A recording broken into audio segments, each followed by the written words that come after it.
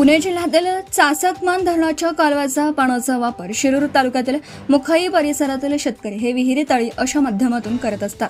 मात्र आता डावा कालवा अस्तरीकरण करण्यात येत असल्याने यामुळे भूजल पातळी ही खालावणार आहे. यामुळे परिसरात पिण्यास व शेतीसाठी पाणी येणार नाही. याविरोधात शेतकऱ्यांनी जल आक्रोश मोर्चा अंतर्गत जेजुरी बेल्हा महामार्गावर मुखाई येथे रस्ता रोको आंदोलन केलं आहे. पाणी आमच्या हक्काचं नाही कुणाच्या बापाचं अशी घोषणा देत शेतकऱ्यांनी रस्त्यावर ठिय्या मांडला. प्रशासनाने अस्तरीकरणाचा निर्णय बदलावा आणि शेतकऱ्यांच्या हक्काचं पाणी उपलब्ध करून द्यावं अशी मागणी आंदोलकांकडून करण्यात येत आहे.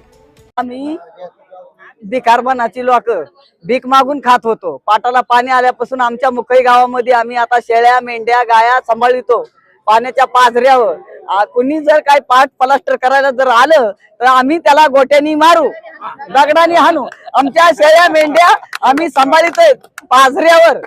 आम्ही पाण्याचं प्यायच्या पाण्याचं आम्हाला पाणी सकाळी प्यायला येऊ मिळत नाही. या मॅडम सोडतात पाणी त्या बी 8 दिवसांनी 4 दिवसांनी. बंद करा, बंद करा,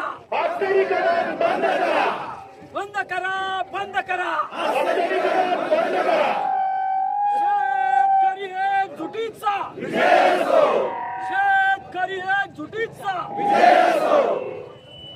पाणी आमच्या हक्काचं नाही कुणाच्या बापाचं. पाणी आमच्या हक्काचं नाही कुणाच्या बापाचं. पाणी आमच्या हक्काचं नाही कुणाच्या बापाचं.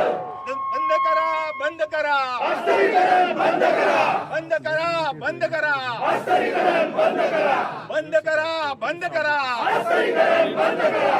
पाणी आमच्या हक्काचं नाही कुणाच्या बापाचं.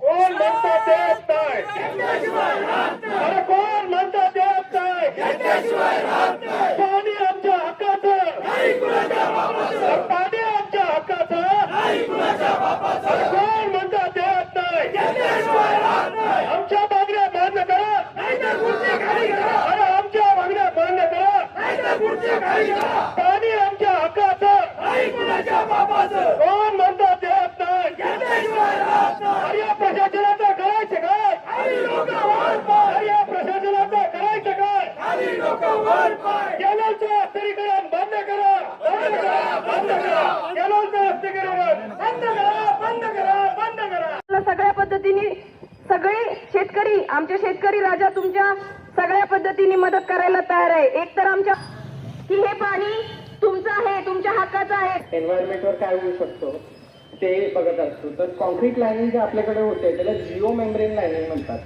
आणि त्याच्यामध्ये आधीच चार्ट असतो, तो सगळं डिस्टर्ब होतो. आता 25 वर्षानंतर एक इकोसिस्टम इथे तयार होती.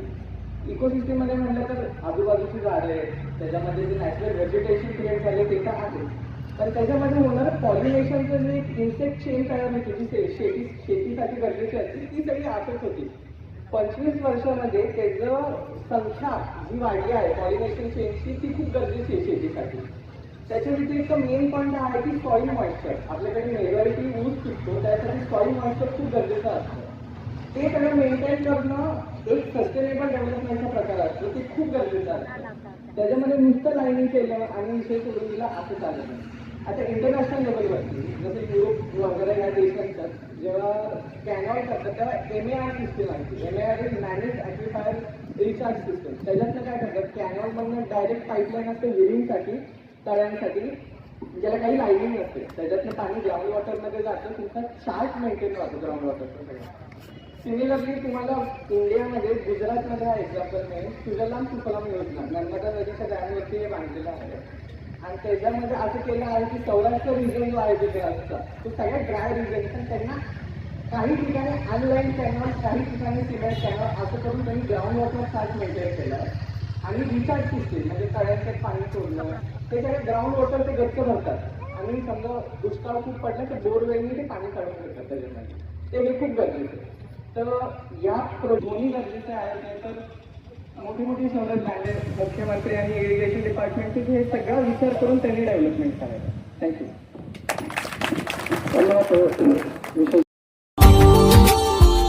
Subscribe now and press the bell icon. Never miss an update.